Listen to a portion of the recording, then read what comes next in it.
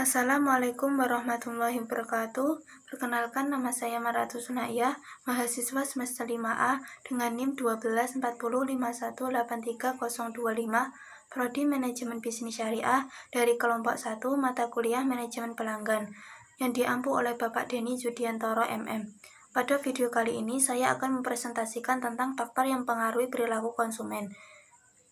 Meskipun ada banyak faktor yang mempengaruhi dan memahami perilaku konsumen, namun bagi perusahaan sudah merupakan keharusan untuk memahami perilaku konsumennya. Sehingga dengan demikian, perusahaan dapat menetapkan kegiatan pemasarannya secara lebih tepat. Menurut Kotler, faktor yang mempengaruhi perilaku konsumen yaitu 1. Faktor kebudayaan merupakan bentuk paling dasar dari keinginan dan perilaku seseorang. Budaya meliputi nilai-nilai dasar, resepsi, pilihan, dan perilaku yang dipelajari seseorang dari keluarga dan institusi penting lainnya. Subkebudayaan merupakan budaya di dalam satu budaya yang memiliki nilai dan gaya hidup yang berbeda dan dapat berdasarkan apapun dimulai dari unsur sampai etnis dan kelas sosial pembeli. 2. Faktor sosial. Selain faktor kebudayaan, perilaku konsumen dipengaruhi oleh faktor-faktor sosial, meliputi kelompok acuan, keluarga, peran, dan status sosial. 3. Faktor pribadi merupakan keputusan pembelian mempengaruhi karakteristik pribadi, meliputi usia, tahap siklus hidup pembeli, pekerjaan, kondisi ekonomi, gaya hidup, serta kepribadian dan konsep diri. 4. Faktor psikologis adalah pilihan pembelian seseorang yang dipengaruhi oleh 4 faktor, yaitu motivasi, persepsi, pembelajaran, keyakinan, dan pendirian. Subbab berikutnya akan disampaikan oleh rekan saya. Sekian, terima kasih. Selanjutnya yaitu proses psikologi kunci. Faktor psikologi sebagai bagian dari pengaruh lingkungan di mana tinggal dan hidup pada waktu sekarang tanpa mengabaikan pengaruh di masa lampau atau antisipasinya pada waktu yang akan datang. Pilihan produk yang dipilih seseorang lebih lanjut dipengaruhi faktor psikologi sebagai berikut, yaitu pertama yaitu motivasi, kebutuhan yang cukup untuk mengarahkan seseorang mencari cara untuk memuaskan kebutuhan dalam urutan kepentingan. Jenjang kebutuhannya adalah kebutuhan fisiologis, kebutuhan rasa aman, kebutuhan sosial, kebutuhan penghargaan, dan kebutuhan pengkualitasan diri. Yang kedua yaitu persepsi. Persepsi adalah proses yang dilalui orang dalam memilih, mengorganisasikan, dan menginterpretasikan informasi guna membentuk gambaran yang berarti mengenai dunia. Yang ketiga yaitu pengetahuan konsumen. Pembelajaran menggambarkan perubahan dalam tingkah laku individual yang muncul dari pengalaman. Pentingnya praktik dari teori dengan dorongan yang kuat, menggunakan petunjuk yang membangkitkan motivasi dan memberikan peranan positif. Yang keempat yaitu keyakinan dan sikap keyakinan. Sikap keyakinan adalah pemikiran deskriptif yang dimiliki seseorang mengenai sesuatu. Keyakinan ini mungkin didasarkan pada pengetahuan sebenarnya, pendapat atau kepercayaan, dan mungkin menaikkan emosi dan mungkin tidak. Hubungan faktor psikologis dengan pembelian impulsif. Proses atau tahapan keputusan pembelian terjadi ketika seseorang konsumen mengenali akan memudahkan pemasar untuk mengidentifikasikan kebutuhan konsumen. Terdapat 3 jenis proses pengambilan keputusan konsumen, yaitu pemecahan masalah secara luas. Yang kedua yaitu pemecahan pengambilan keputusan konsumen, pemecahan masalah secara terbatas, dan proses pengambilan keputusan yang bersifat kebiasaan.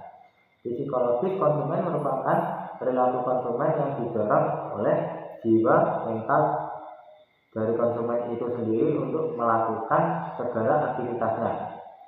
Psikologis menjadi salah satu faktor yang mempengaruhi keputusan pembelian yang dilakukan konsumen. Keputusan pembelian itu meliputi keputusan pembelian yang dilakukan konsumen.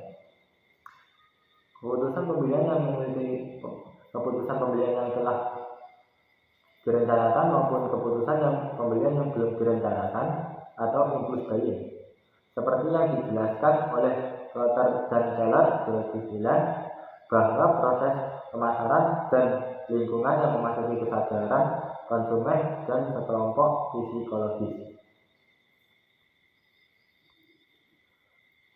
Faktor psikologis menjadi bagian dari pengaruh lingkungan di mana seseorang tinggal pada waktu sekarang tanpa mengabaikan pengaruh di masa lalu atau antisipasinya pada waktu yang akan datang. Kegiatan pemasaran dihubungkan dengan kampanye politik, tujuan strateginya kampanye, yaitu perencanaan komunikasi, distribusi, dan organisasi. Pendefinisian pasar kunci untuk kampanye, serta kebingungan antara pemilih, profil, psikologi pemilih yaitu kegiatan dan ketertiban pemilih, orientasi ideologi. Sekian presentasi yang telah sampaikan. Selanjutnya yang akan disampaikan oleh teman kami. Di sini saya akan menerangkan untuk materi selanjutnya, yaitu proses keputusan pembelian. Proses keputusan pembelian adalah suatu kegiatan yang dilakukan oleh konsumen yang pada akhirnya akan membeli suatu produk barang maupun jasa. Menurut Philip Klotter 1998, ada 5 macam tahap proses keputusan pembelian. 1 adalah pengenalan kebutuhan. Di sini konsumen akan memahami apa saja kebutuhan dan permasalahan yang dialami. Kebutuhan dan permasalahan yang dialami ini bisa terjadi atas 2 hal, yaitu rangsangan internal dan rangsangan eksternal. Rangsangan internal terjadi pada diri konsumen itu sendiri, yaitu seperti haus dan lapar.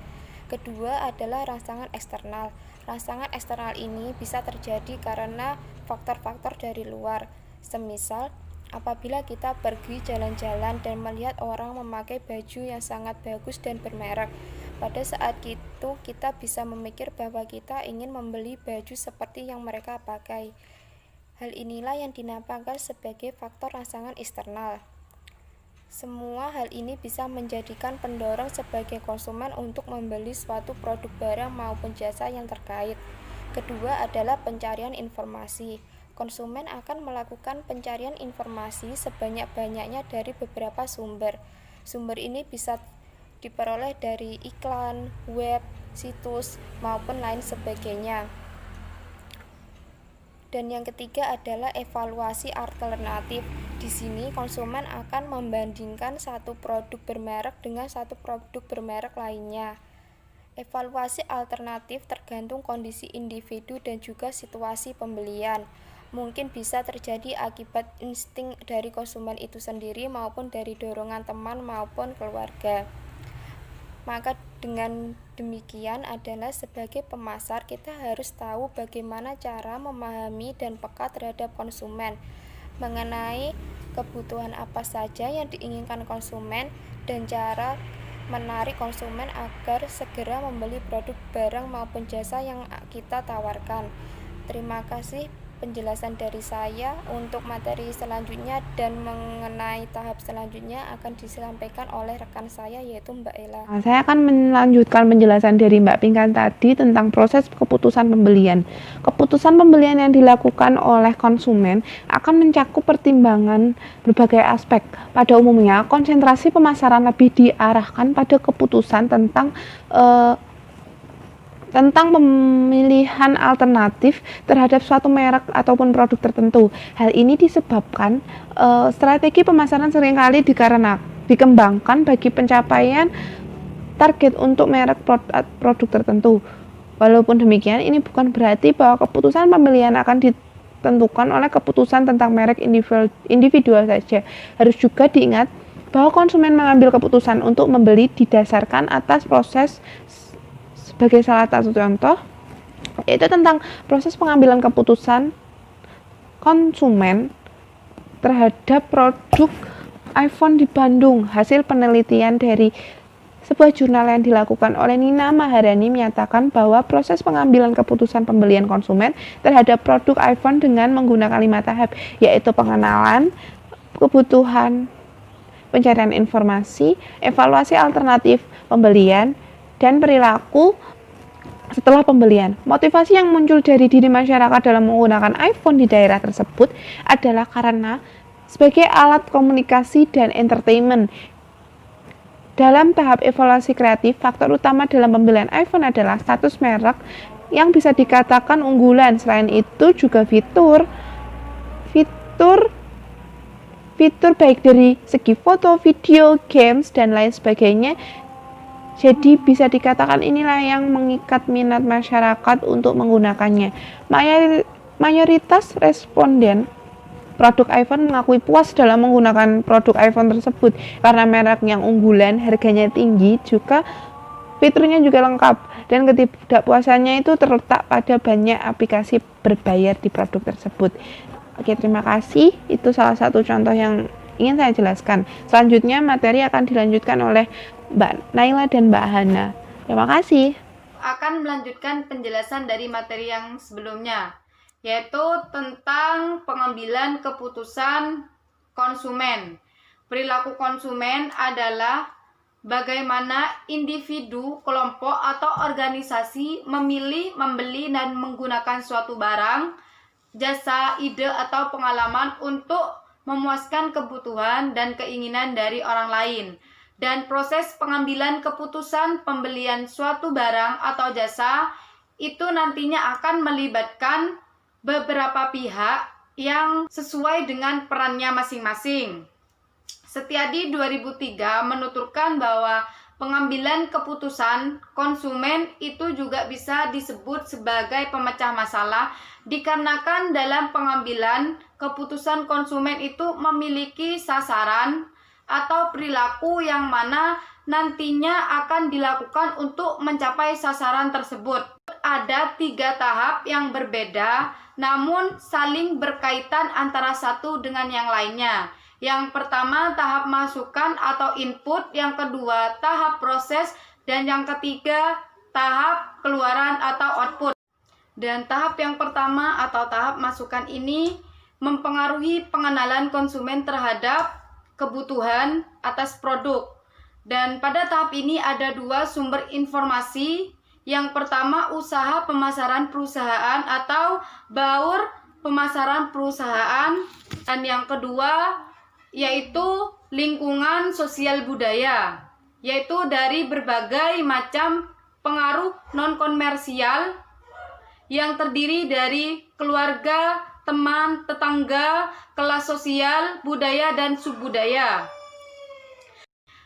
Dan tahap yang kedua yaitu tahap proses. Nah, tahap ini berhubungan dengan cara konsumen mengambil keputusan, dan untuk memahami proses ini kita harus mempertimbangkan pengaruh dari berbagai bidang psikologis. Misalnya motivasi, persepsi, pembelajaran, kepribadian, gaya hidup yang mereka butuhkan.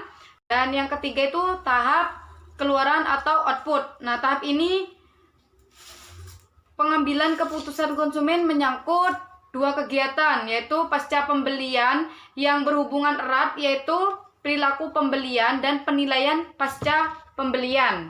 Dan Pranoto 2009 juga menjelaskan perilaku pengambilan keputusan oleh konsumen untuk melakukan pembelian produk atau jasa diawali dengan kesadaran, dan konsumen akan lebih terlibat dalam pembelian suatu produk jika produk yang akan dibeli itu memiliki kriteria penting bagi konsumen. Dan dengan demikian semakin penting dan beresiko suatu produk yang akan dibeli, maka konsumen akan semakin mempertimbangkannya. Terima kasih. Di sini saya akan menjelaskan tentang materi-materi yang sudah disampaikan oleh teman saya.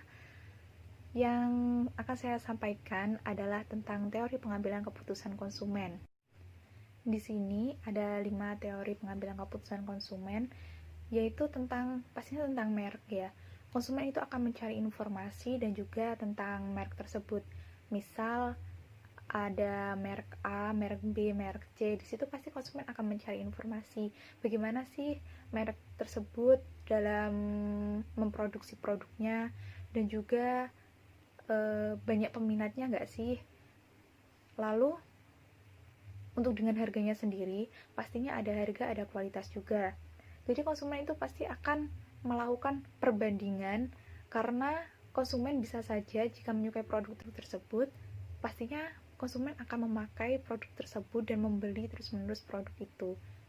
Lalu di sini yang pertama ada complex decision making, di mana complex decision making bisa terjadi ketika konsumen melakukan pembelian produk yang membutuhkan berbagai pertimbangan sehubung dengan pentingnya produk dan tingginya resiko bagi individu tersebut. Ya, misal di sini perempuan punya banyak keluhan, dia ingin membeli suatu produk, tapi dia itu melakukan pertimbangan. Misal jika nanti dia sudah membeli produk tersebut dengan merek A misalnya, dia sudah membeli itu dengan harga mahal, tetapi takut bila nantinya tidak cocok dan menimbulkan resiko untuk dirinya sendiri. Jadi di situ dia masih melakukan pertimbangan karena dia juga memang butuh, tapi dia juga takut akan resiko yang akan terjadi. Lalu yang kedua yaitu ada limited decision making, di mana itu terjadi ketika konsumen melakukan keputusan untuk membeli suatu produk yang membutuhkan pertimbangan merek dan informasi yang secara kontinu menarik bagi konsumen.